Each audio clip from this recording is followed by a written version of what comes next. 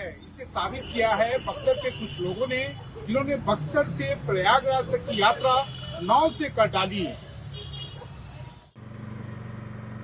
कुल 84 घंटे में 550 किलोमीटर बक्सर के कमरिया से प्रयागराज तक की ये दूरी तय करते हुए 7 युवाओं की एक टीम ने महाकुंभ में स्नान किया। इन युवाओं ने अपनी नाव में 2 मोटर जोड़े, राशन पानी और कुछ पैसे लेकर ये लोग नदी के रास्ते निकल पड़े। क्योंकि सड़कें जाम थी और रेलगाड़ियों में भीड़ थी, तो 11 तारीख को ये लोग घर से चले, 13 तारीख की सुबह डुबकी लगाई और 16 तारीख की रात तक लौट आए। मोटर के अलावा ये लोग भी नाव एक एक कर चलाते थे, क्योंकि मोटर गर्म हो जाती थी। नाव से हम लोग अपने आपस में ग्रुप बना करके चावल दाल मतलब कि गैस चूल्हा 2 मशीनें रखी नाव पे, कंबल वम्बल उड़ने का सोने का व्यवस्था पूरा लेकर के हम लोग नाव की यात्रा जाने लगे। में घुस गया कि सबको तो ट्रेन में इतना भीड़ है, जाने में सफर होगा। हमारे पास गाड़ी भी है 4 व्हीलर, हम सोचे गाड़ी से जाएं, तो बोले कि मेरा दोस्त बोला कि 80 किलोमीटर गाड़ी इधर ही तो पैदल चलना पड़ेगा। पैदल ना चलने की वजह से हम लोगों ने नाव का यात्रा प्लानिंग बनाया। इस पूरी यात्रा में करीब 20,000 का खर्च आया, जिसमें पेट्रोल का खर्च, प्लास्टिक कैन, राशन पानी और अन्य खर्च शामिल थे। नई दिल्ली रेलवे स्टेशन पर आप किसी को छोड़ने जाएं तो आपको बाहर से ही लौटना पड़ सकता है। रेलवे ने शाम के समय मुसाफिरों के अलावा दूसरों के प्लेटफॉर्म पर जाने पर रोक लगा दी है। शनिवार रात नई दिल्ली रेलवे स्टेशन पर हुई भगदड़ के बाद रेलवे ने तय किया है कि अगले 1 हफ्ते तक शाम के समय मुसाफिरों के अलावा किसी को प्लेटफॉर्म पर जाने की इजाजत नहीं होगी। अब शाम 4 बजे से 11 बजे तक प्लेटफॉर्म टिकट नहीं मिला करेगा। बेशक बुजुर्गों और दिव्यांगों के साथ आए लोगों को इस नियम से छूट मिलेगी। आमतौर पर नई दिल्ली रेलवे स्टेशन पर रोजाना शाम 6 बजे से 8 बजे तक 7,000 टिकट बुक होती हैं, लेकिन शनिवार को 9,600 टिकट बुक हुई थी, यानी 2,600 ज्यादा टिकट। इसको देखते हुए स्टेशन पर सुरक्षा बल को बढ़ाया गया है। नई दिल्ली रेलवे स्टेशन पर जो है वो हमने शाम 4 बजे से रात 11 बजे तक के लिए प्लेटफॉर्म टिकट की बिक्री, जो कि पीक रश आवर है, उसमें रिस्ट्रिक्ट कर दी है 1 हफ्ते के लिए। लेकिन जो दिव्यांगजन और सीनियर सिटीजन को अकम्पनी करेंगे लोग, उनके साथ उन्हें स्टेशन छोड़ आएंगे, उनको प्लेटफॉर्म टिकट लेने की छूट रहेगी।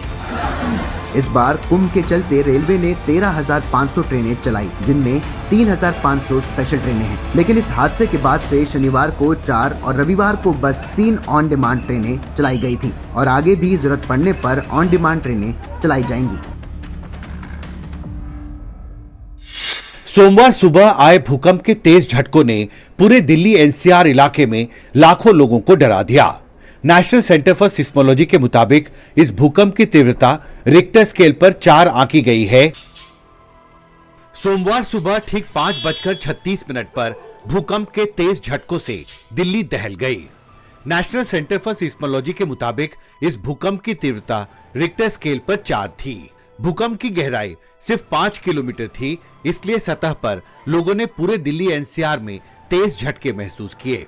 राहत की बात यह है कि किसी भी बिल्डिंग में दरार की कोई खबर नहीं है। ये जो अर्थक्वेक जो हुआ 5:36:55 में, ये बहुत ही सैलो अर्थक्वेक था। जमीन की गहराई केवल 5 किलोमीटर थी और जो होने का टाइम जो था वो बहुत ही सुबह था, जिससे बहुत लोग सोए रहते हैं, उठते भी नहीं है। तो उस सुबह में नीरवता के चलते और गहराई कम होने के चलते जो है लोगों को काफ़ी झटका महसूस हुआ। और ये अर्थक्वेक जो है ऐसे जगह पर हुआ जहाँ पर काफ़ी इंफ्रास्ट्रक्चर्स भी रहे हैं, और इसको फील किया लोगों ने इस तरह से, क्योंकि मैग्नीट्यूड जो है इसका 4 था, उतना डिजास्टर्स मैग्नीट्यूड नहीं है। सोमवार सुबह दिल्ली में जो भूकंप आया, इसका केंद्र बिंदु धौला कुआं का झील पार्क था। झील पार्क में झटका इतना तेज महसूस किया गया कि एक बड़ा पेड़ उखड़कर गिर गया। दिल्ली के नए सीएम की शपथ ग्रहण की तारीख आ गई है। रामलीला मैदान में 30,000 कुर्सियां लग रही हैं और यह शपथ ग्रहण समारोह काफी भव्य होने वाला है। लेकिन आम आदमी पार्टी के सवाल हैं कि खत्म होने का नाम नहीं ले रहे हैं। 20 फरवरी 2025, समय शाम 4:30 बजे, जगह राम लीला मैदान। ये तारीख, वक्त और जगह दिल्ली के नए मुख्यमंत्री के शपथ ग्रहण समारोह की है। और शपथ ग्रहण के लिए तैयारियां शुरू भी हो गई हैं। मंच बनाने के लिए रामलीला मैदान में सामान पहुंचने लगे हैं। शपथ ग्रहण की तारीख आई तो दिल्ली की पूर्व सीएम आतिशी का तंज वाला एक्स पर पोस्ट भी आया, जिसमें लिखा है, सूत्रों के हवाले से रोज नई खबर और नई तारीख आई। दिल्ली वालों को रोज नई तारीख तो मिल रही है, पर एक नई सरकार नहीं मिल रही है। आम आदमी पार्टी के तंज भरा पोस्ट साफ कहता है कि सरकार जाने का दर्द अभी बाकी है। दिल्ली के शपथ ग्रहण की तारीख तो सामने आ गई, लेकिन दिल्ली के सीएम का सेहरा किसके माथे होगा, अभी ये आना बाकी है। राहुल गांधी के करीबी माने जाने वाले सैम पित्रोदा ने अपने बयान से एक बार फिर पार्टी के लिए मुसीबत खड़ी कर दी है। उन्होंने चीन के मुद्दे पर विवादास्पद बयान देते हुए कहा कि चीन को भारत का दुश्मन नहीं माना जाना चाहिए। इसे लेकर बीजेपी ने तीखी प्रतिक्रिया दी। उसके बाद कांग्रेस पार्टी को सैम पित्रोदा के बयान से खुद को अलग करना पड़ा। विवाद और सैम पित्रोदा साथ साथ चलते हैं। वे कुछ बोलें और विवाद न हो, ऐसा हो ही नहीं सकता।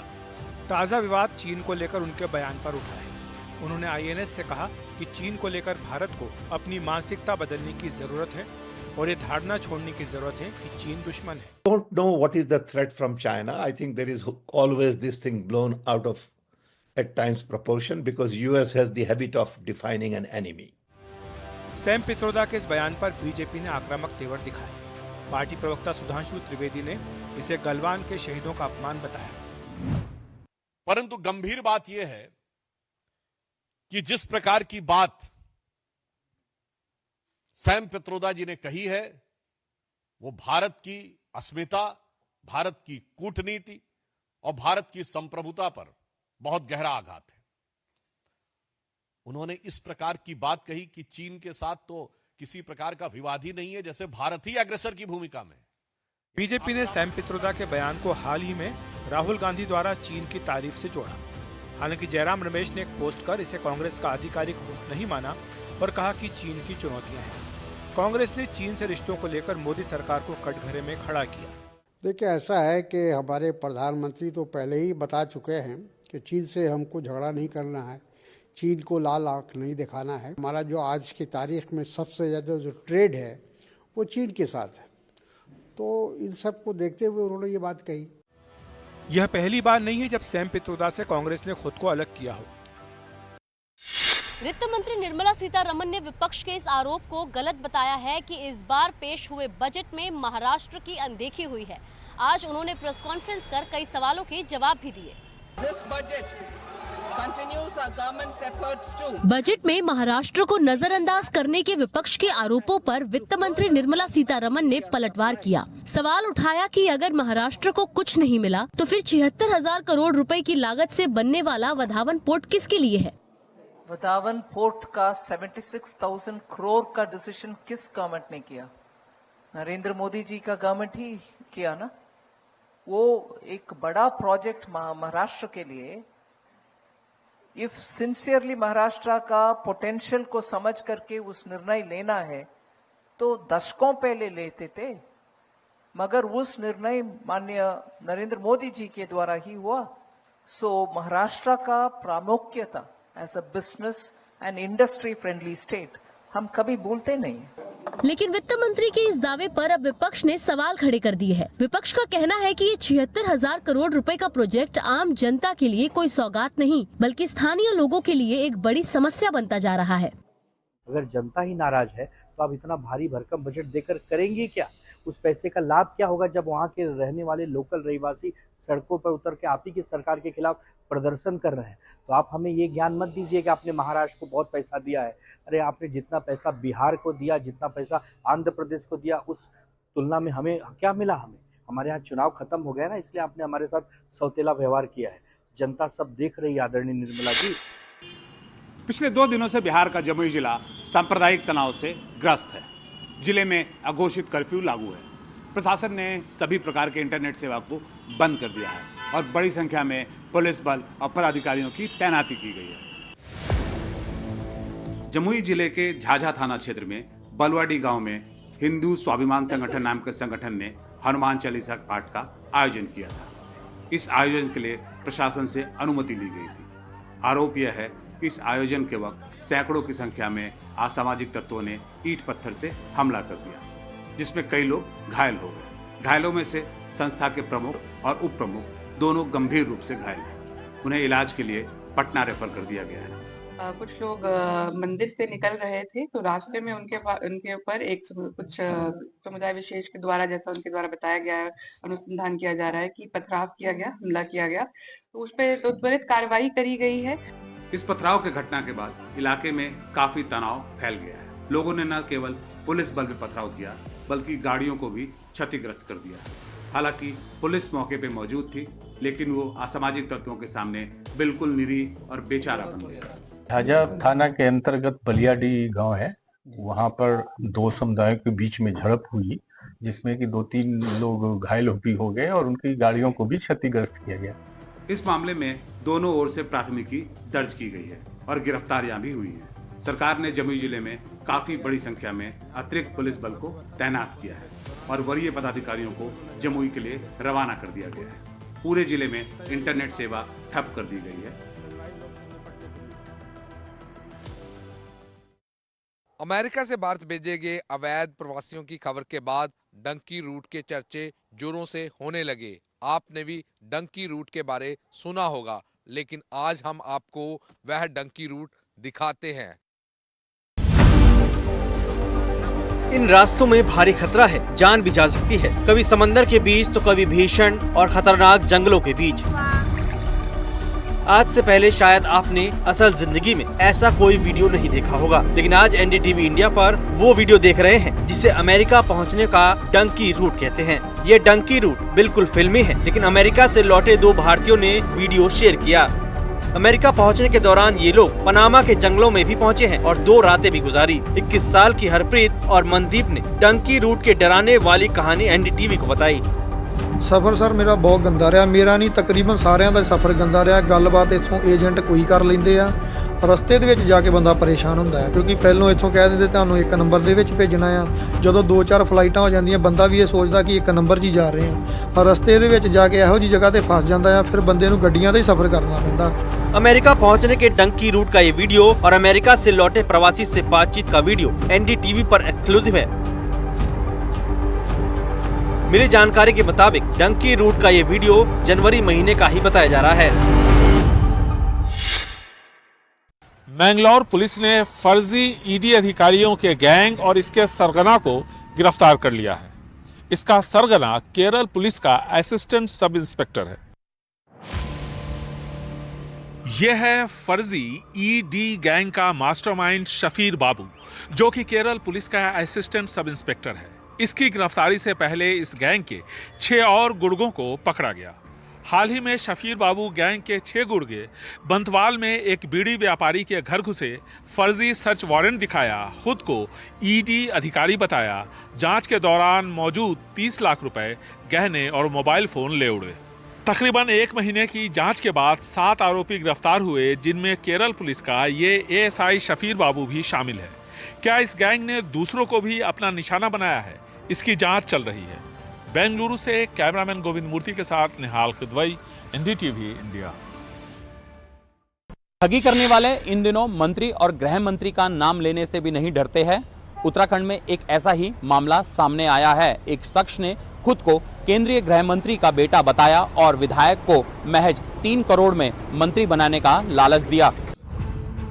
रुद्रपुर से बीजेपी विधायक शिव अरोड़ा को ऐसा फोन आया कि वो हैरान रह गए। फोन करने वाले ने कहा वो केंद्रीय गृह मंत्री का बेटा है और अगर 3 करोड़ रुपए देंगे तो वह उन्हें मंत्री बनवा देगा। उस कॉल में एक व्यक्ति अपना नाम जयलाल शाह बताता है और बात करते करते वो अपने आप को आदरणीय गृह मंत्री अमित शाह के पुत्र बताता है। चर्चा करता है कि यहाँ का मंत्रिमंडल का विस्तार होना, उस मंत्रिमंडल के विस्तार में हम आपके हित के लिए बात कर सकते हैं और उसी में वो अपने पैसों की मांग करता है। शिव अरोड़ा ने पुलिस में शिकायत कर दी।